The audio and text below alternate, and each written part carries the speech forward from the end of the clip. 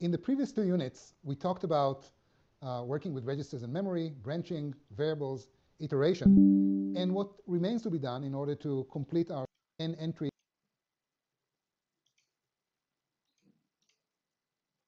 And then we can label the declaration, say at ARR, desired effect. And as usual, we recommend that you stop the video and convince yourself that this is actually all right. So here's an example of, we will see how pointer manipulation comes to play in the when we write code that interacts with the screen and with other similar peripheral devices. All right. So so let's talk about input-output.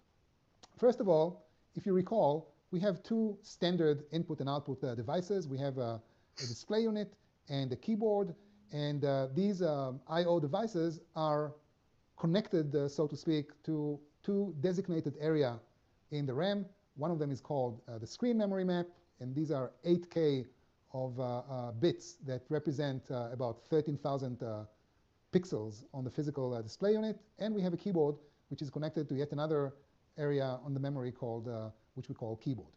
All right, so we also have these labels that record the base addresses, so we don't really have to remember any actual number when we set out to process the screen and the keyboard. All right, so here's an example of using the screen, and in particular using the screen to draw a rectangle. You know, this is like the hello world of computer graphics, drawing a rectangle. How do we do it? Well, this is a screenshot of a CPU emulator. I want to remind you that what we see here is the ROM, the instruction memory on the left, data memory next to it, and then we see some simulation of a physical screen.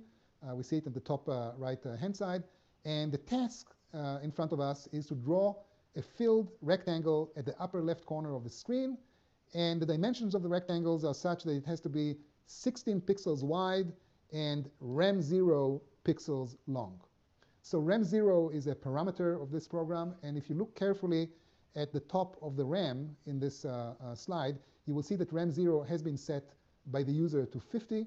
So once the user puts some number like 50 in RAM0 and clicks the play icon, what will happen is that the program will start running, and at the end of its execution, which is going to be very quick, you're going to see a rectangle drawn at the top left of the screen. The rectangle is 16 pixels wide. This is a fixed width, and the length is variable according to the input of the user.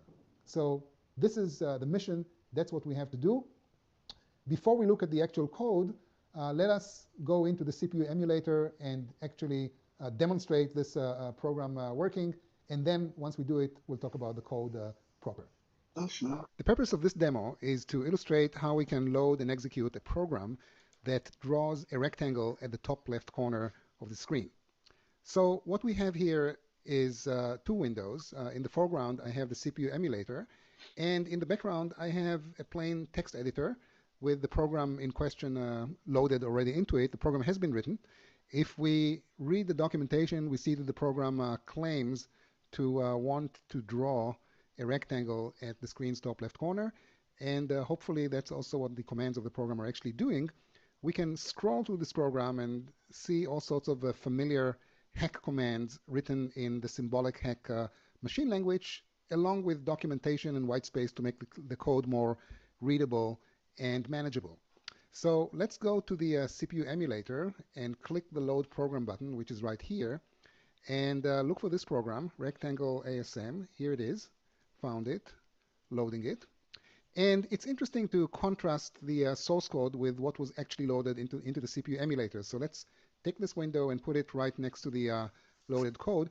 We see that the source contains all sorts of symbolic addresses like @R0, @N, and so on. Now, all these symbolic addresses are being translated on the fly into their concrete numeric semantics. So if we look at the code that was actually loaded into the CPU emulator, instead of @R0, we see @0.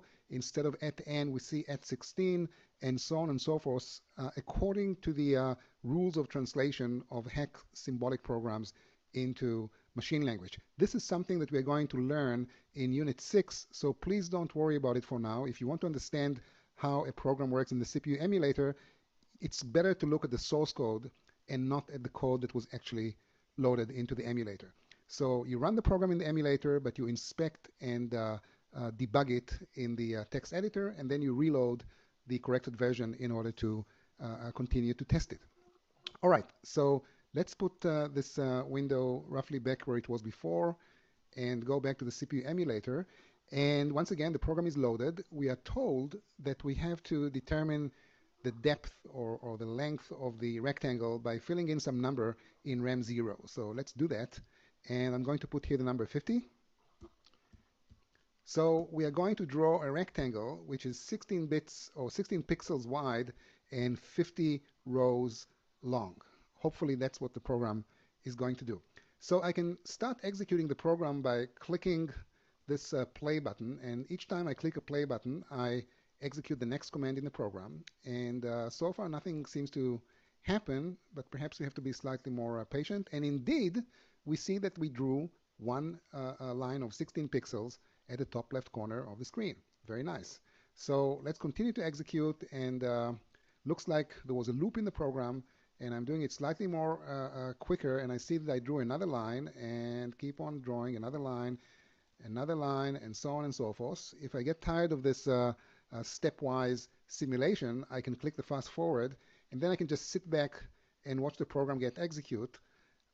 This is fairly slow, so I can make it faster by using this slider here. And I see now that the program runs much quicker than before, and it keeps on drawing rows until the counter of these rows will reach RAM0, which now happens to be 50. And that's it. We got this limit. And at that stage, the program executed some goto command that sent it to the end of the program, where it runs an infinite loop. And that's exactly what I want to do at the end of every hack program. So once I get tired of seeing this infinite loop, I can stop the program, look at the screen, and convince myself that the program has actually done what it was supposed to do. Now, let's scroll back to the top of the program, and we can try some other input. Let's say 70, or let's even make it more a larger number. So we're going to draw a rectangle which is 120 rows long, and if I'm tired to see all this animation, I can click this control here and cancel the animation, at least temporarily, and then I reset the program. And once I have canceled the animation, I can simply click fast forward, sit back, and watch the program execute in an instance. So let's do that. And as you see, a rectangle of 120 rows by 60 pixels has been drawn so-called instantaneously. Of course, as a low-level programmer, you know that this program required 120 iterations, and in each iteration we had to execute several machine-level commands. So this has been a demo in which we illustrated how to use the CPU emulator in order to execute a graphics-oriented program. All right, so now that we saw that the rectangle drawing program actually works, let's take a look at how we actually do it. And we'll start with pseudocode, because once again, if you get your pseudocode right, it's like 90% of the job done, because the rest of it is translating the pseudocode into machine language, which is a relatively technical thing to do. All right, so let us focus on some subset of our CPU emulator screenshot. On the right-hand side, we see the physical screen with a rectangle already drawn. And on the left-hand side, we see the RAM. And in particular, we focus on the area of the RAM, which is the top of the screen memory.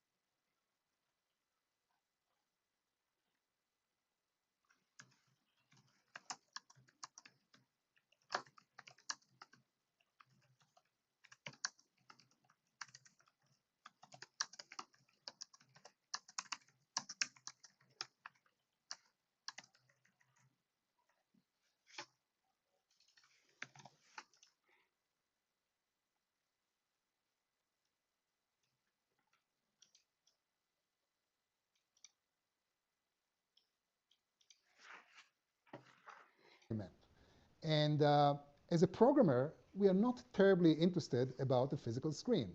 We cannot manipulate the physical screen directly. But what we can do is manipulate the screen memory map. And because we have this contract that whatever we write into the memory map is going to be reflected on the screen, we know that we can indirectly manipulate the screen and do whatever it is that we are asked to do.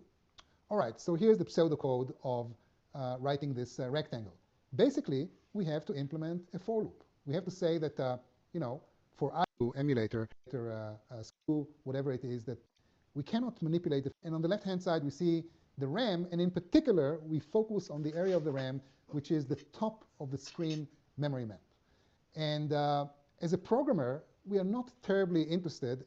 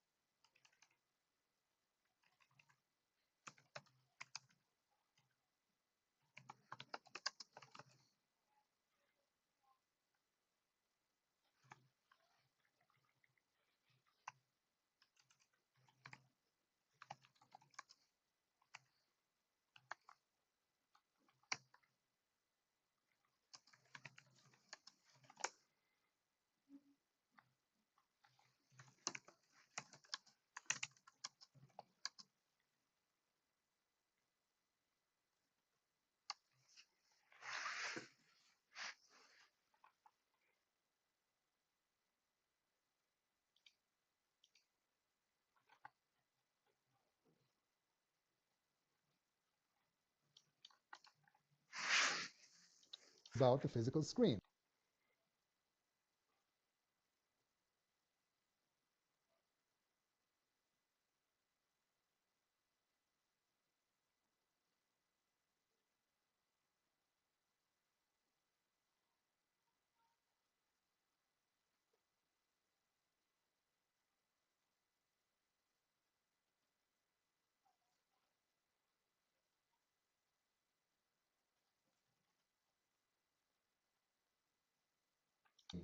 We cannot manipulate the physical screen directly.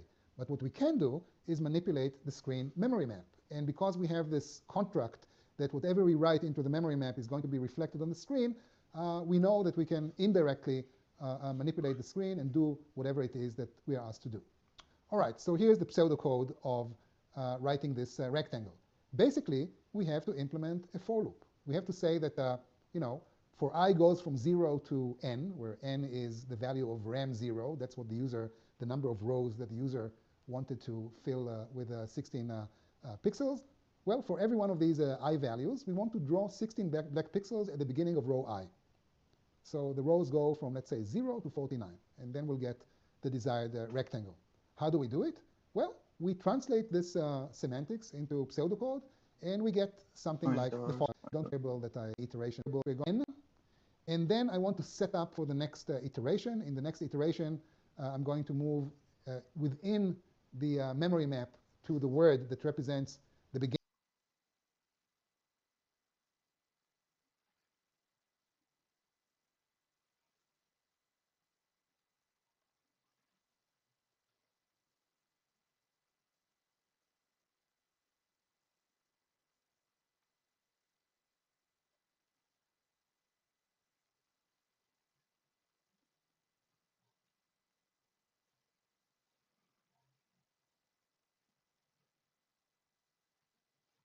Beginning of the next line, and I'm going to increment I to remember where I am in the loop, and then I'm going to repeat this thing n times. Okay? Why -1? Well, we discussed it when we looked at the simulation. -1 in binary is 16 ones, which will represent 16 black pixels. Now, why do I have to jump in this offsets of 32? Because that is the way that the screen memory map is mapped on the physical screen. We use the first 32 words in the map to represent an entire row of 512 pixels, and then we use the next 32 words to represent the next row, and so on and so forth. 32 times 16 gives you 512 pixels, which is one row in the physical display unit, and because we're interested only in the first 16 pixels in each row, we can safely jump from the current word to the current word plus 32, or the index of the current word plus 32. So this pseudocode should deliver the rectangle drawing, and what remains to be done is to simply translate this pseudocode into machine language. This is, by now, by this stage of the course, or by this stage of the lectures in this week, this is a relatively straightforward task. I have split the program into two different fields on the screen, and you can stop the video, look at the code, convince yourself that it does what the pseudocode on the previous slide advertised to be doing. And one area of the code which is kind of interesting is this area in which I finally computed the address on which I want to operate. I set this address into the A register, and then I operate on this particular memory register and set it to -1. This is very similar to what we did previously with the pointers, and it is yet another example that shows you the power of pointer manipulation. So we basically do something very similar to what we did before. We manipulate an array, but we now have all the nice side effects of what happens when you manipulate not just a regular array, but an array which happens to be a subset of the screen memory map. You get the side effect that whatever you do in the memory map is reflected on the physical screen, and if you know what you're doing, you're going to end up drawing a rectangle. If you don't know what you're doing, you're going to end up drawing something crazy, which will be interesting as an experiment, but then you have to debug it until you get the desired rectangle or whatever other figure you were asked to draw. So this has been the end of the part in the course in which part in this unit in which we talk about working with the screen, and I'd like to say a few words about working with the keyboard. And as you recall, the keyboard is the standard unit with which we interact with the user, with which we acquire inputs from the user. So how can we write code that manipulates the keyboard? In previous units, we discussed how the keyboard is connected to the computer, and in particular, the keyboard is connected to a certain register, which in the overall address space of the memory happens to be register number 24576. In the hash key, check which key still, and the user is not really using it. Otherwise, tedious, and that's why we normally do it.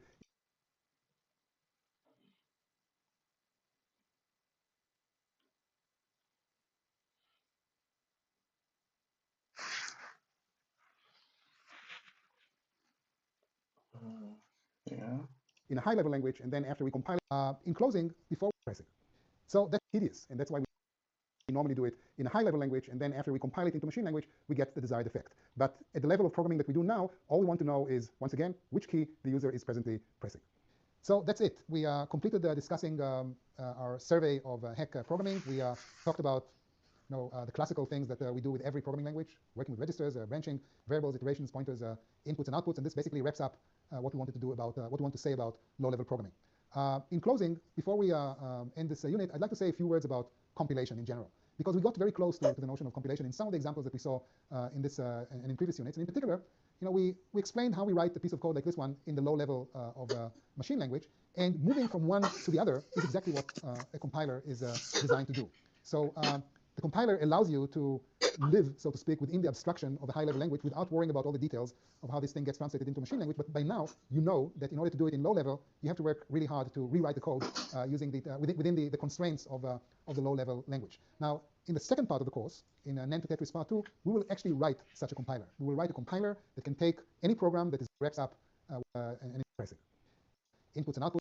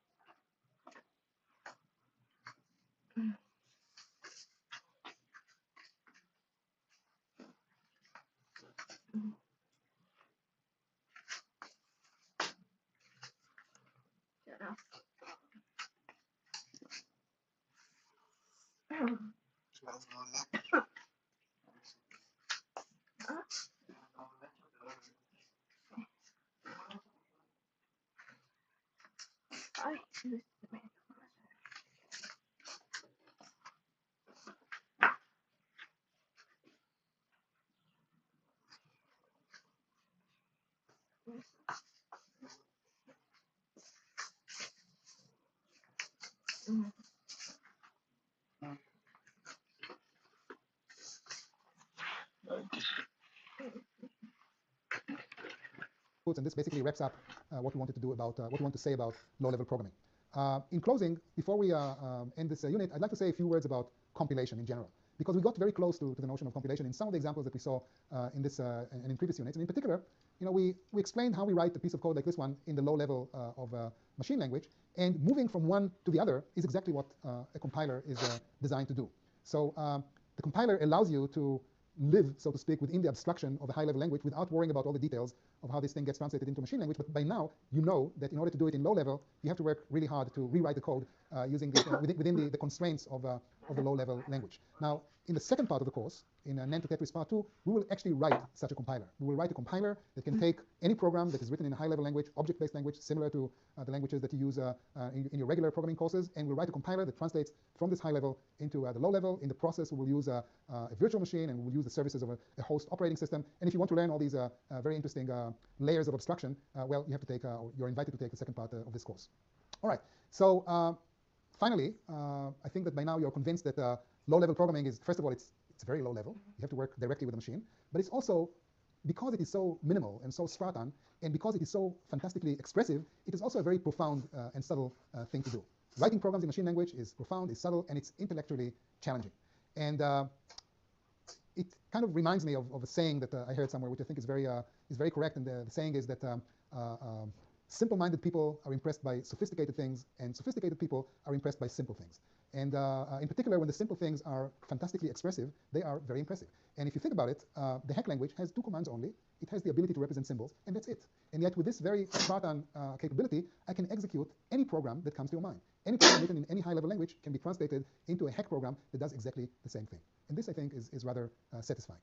So this has been the end of our survey of hack programming. And in the next unit, you are going to come to play. You're going to write some programs on your own, and we'll give you some tips on how to do it easily.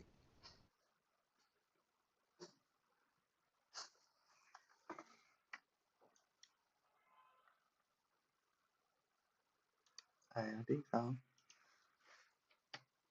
I wish to remind you that next week, we're going to take all the chips and the logic gates that we've built in previous weeks of this course, and we're going to assemble them So he's sophisticated. Together into a unified hardware platform, which we call the hack computer. Now, in order to set up to this very engaging and interesting construction work, we decided that this week we have to give you a good overview of what is it exactly that you're going to build. And that's one reason why we decided to explore all these notions of low-level programming, the hack assembly language, and the hack hardware, because at this very low level of operation, everything is tightly coupled. When you build a computer, you have to think about its instruction set. When you design the machine language or the instruction set, you have to think about the computer. There's no way to avoid it. So once again, the purpose of this week was, well, first of all, to expose you to low-level programming, but we also wanted to give you a feeling of the hardware platform that you're actually going to implement in the next week.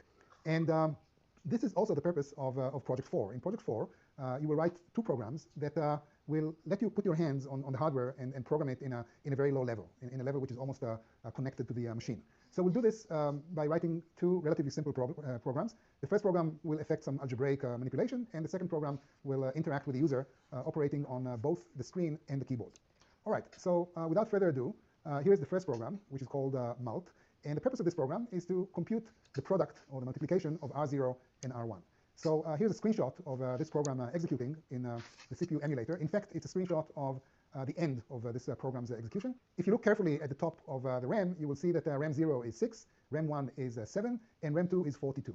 And that's exactly what this program is supposed to do, to multiply the first two registers in the memory and compute and place the product of these two numbers in RAM 2. So the assumption is that once the user has loaded this program into the data memory, into the instruction memory, the user also places two numbers in RAM 0 and RAM 1, clicks the go button or the play button, starts praying, and if everything works nicely, the program will compute the product of these two numbers. On the right-hand side, in the screen area, we see a script that we supply together with this project, and the script is designed to test the program using some pairs of numbers that we made up. And obviously, you can explore the script as well in order to see what kind of tests we're going to subject your program to. And this is maybe also the place to point out that in the simulator, in the CPU emulator, we use the screen as sort of a multi-purpose device. Sometimes it works as a real physical screen. Sometimes we use it as a window to display our test scripts and so on.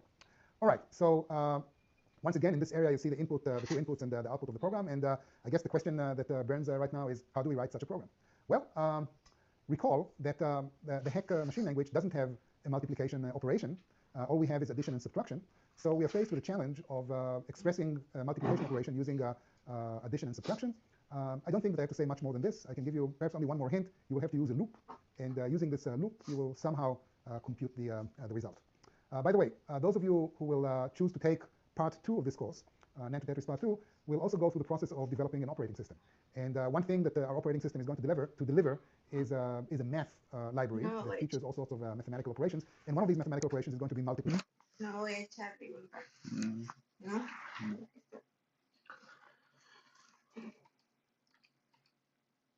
Nomor.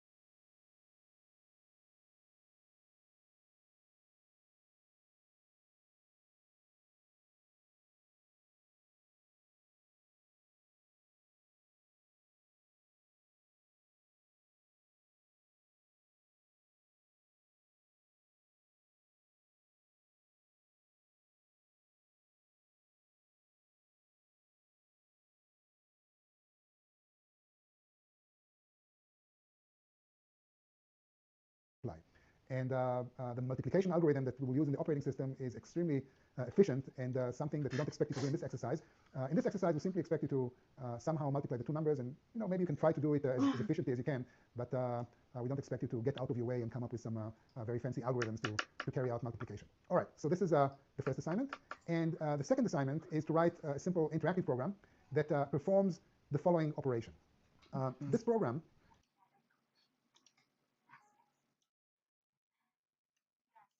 listens to the keyboard, and as long as the user does nothing with the keyboard, No, un poquito. Escucha, ¿no? Entonces escucha lo que está hablando. Sí, pero lo he bajado. No, no te cuando estamos.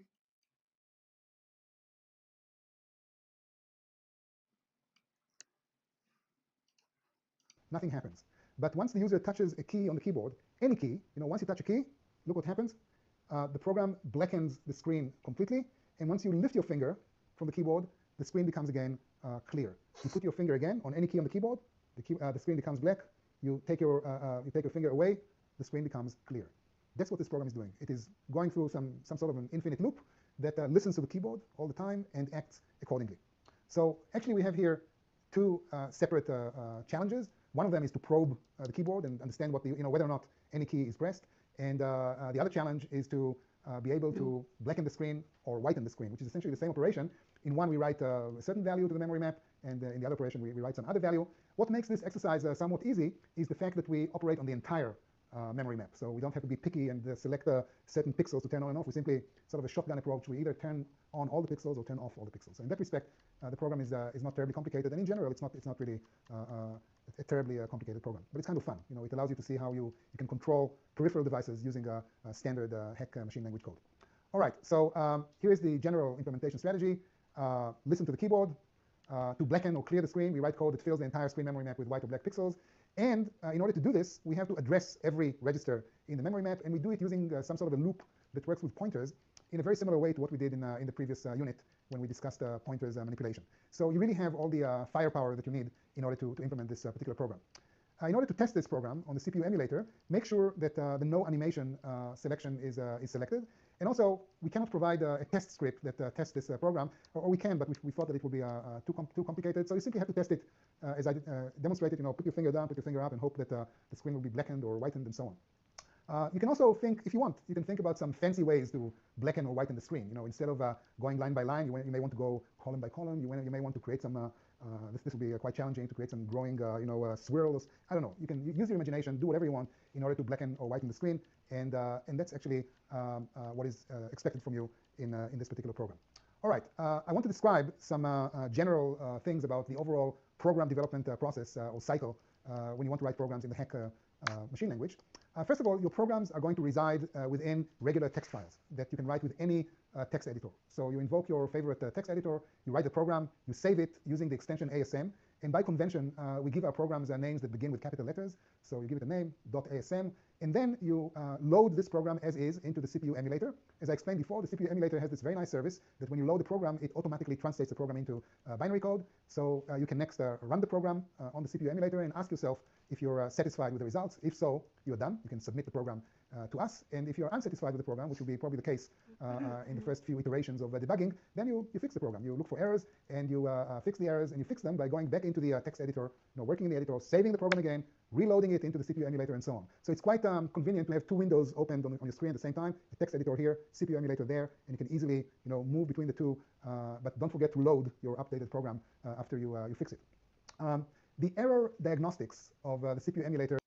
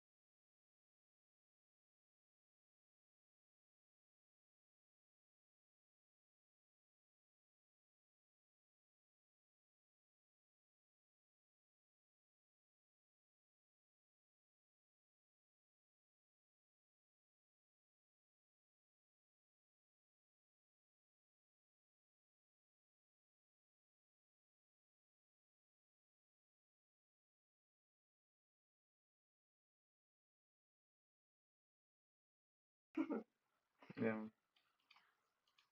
is quite primitive.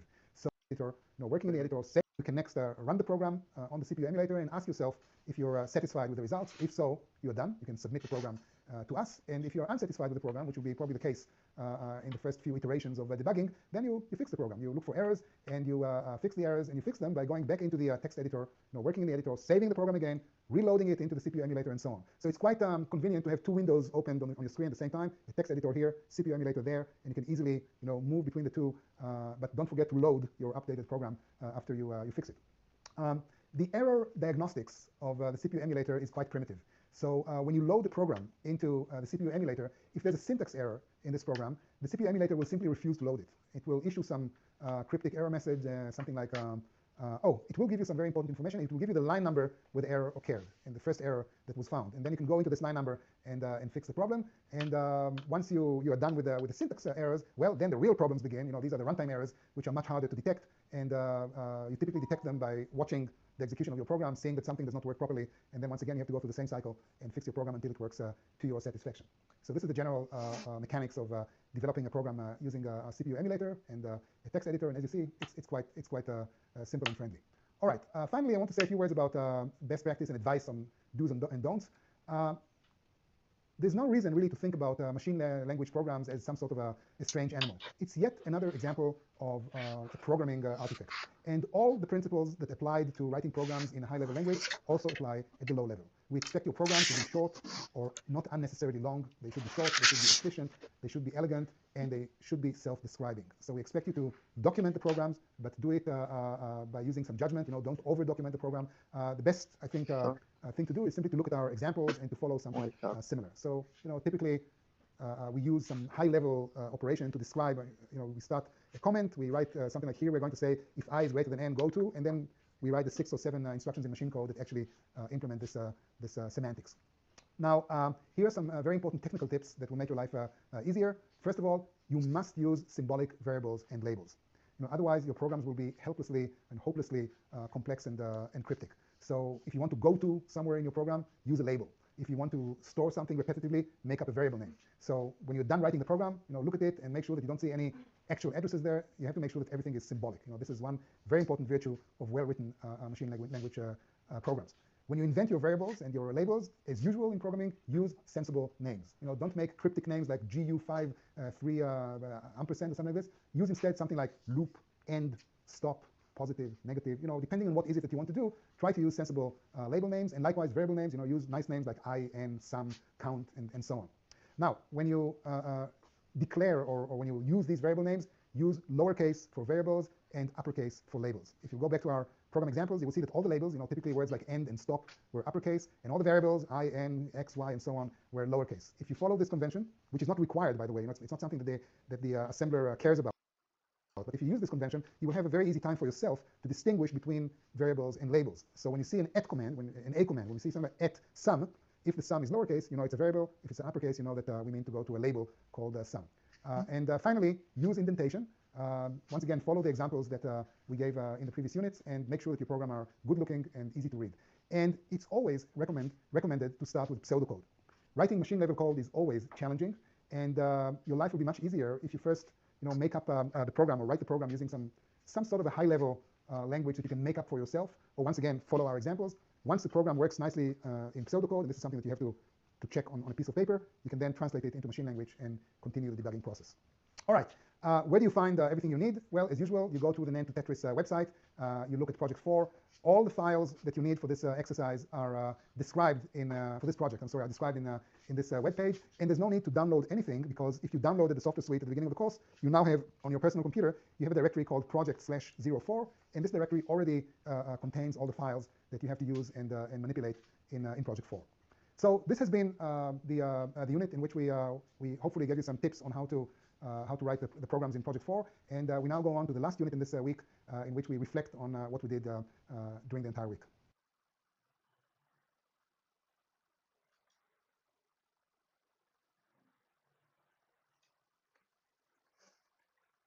Welcome to the perspective unit of week 4, in which we introduced machine language and wrote some low-level programs in the Heck assembly language. So one question that normally comes up is, how does the Heck machine language differ from the machine languages of typical computers, like personal computers?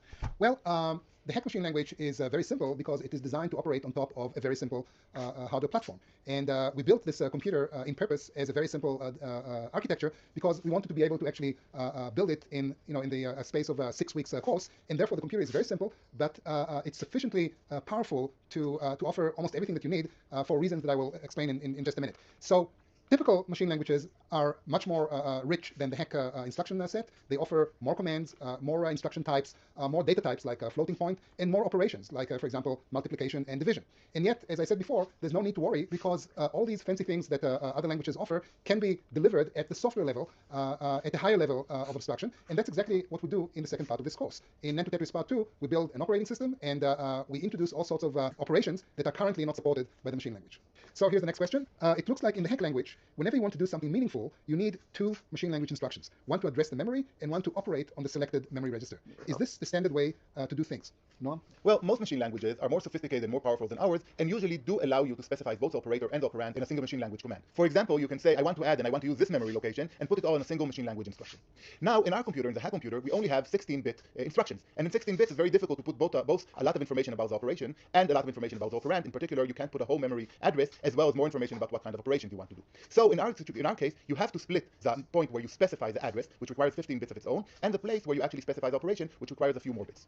In other machine languages, usually they have wider machine instructions, or sometimes even variable width machine instructions, and then they could fit more information into a single machine instruction. That said, the basic idea of taking part of the address on which the machine operation is supposed to work on, taking part of that address from a previous command, is not an unusual kind of thing, and many machine languages do have that. So a related question that we often get is that the Heck machine language indeed has some strange or peculiar syntax rules. Can you say a few words about the choice of the syntax and how it differs from the syntax of regular machine languages? Well, unlike high-level languages like Java, machine languages are not designed to make people happy. They are designed to operate on hardware platforms. So the commands of machine language must deal directly with the ALU, with the memory, and the registers, and they must be extremely efficient. And that's one reason why machine languages are so simple, as we discussed before. So as we said before, the Heck machine language is very simple, and therefore we also decided to make the syntax somewhat simpler than what you normally find in machine languages.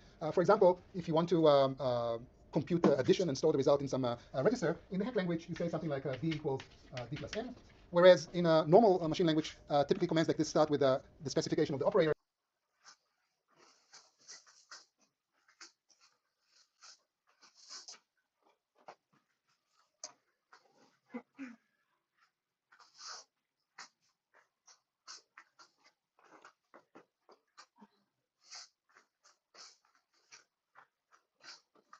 Register are used to store values.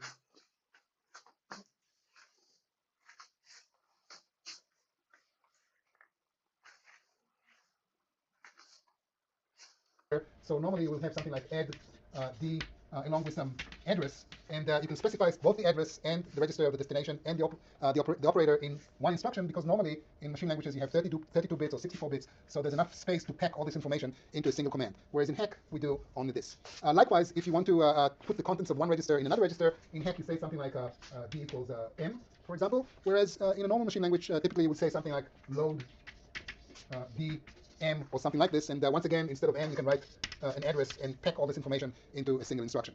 So the last question in this perspective unit is, do people actually have to go through the trouble of writing programs in machine language?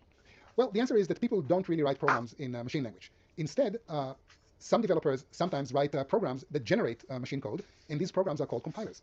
And a compiler is a program that takes another program written in some high-level language like Java and translates this program into binary code.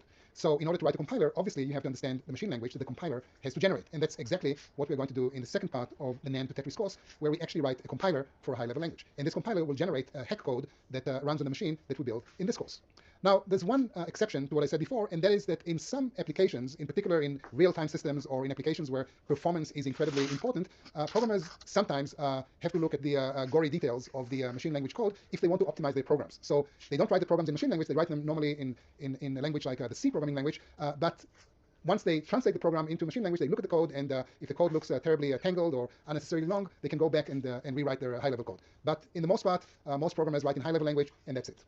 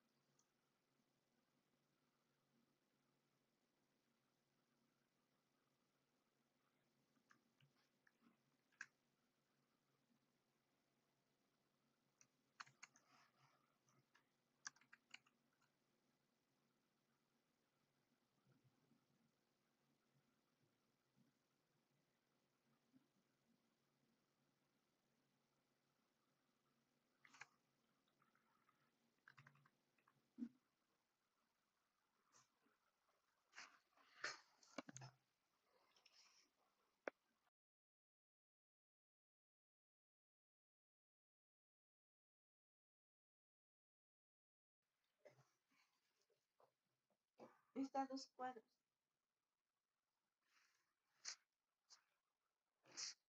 Iba a jugar, pero ya no. No cargan los clasificatorios. Mm. Me invitaron a una partida.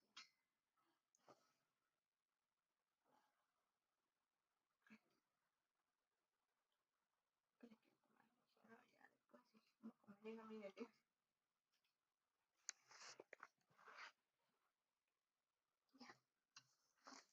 Ya. Ves a dormir.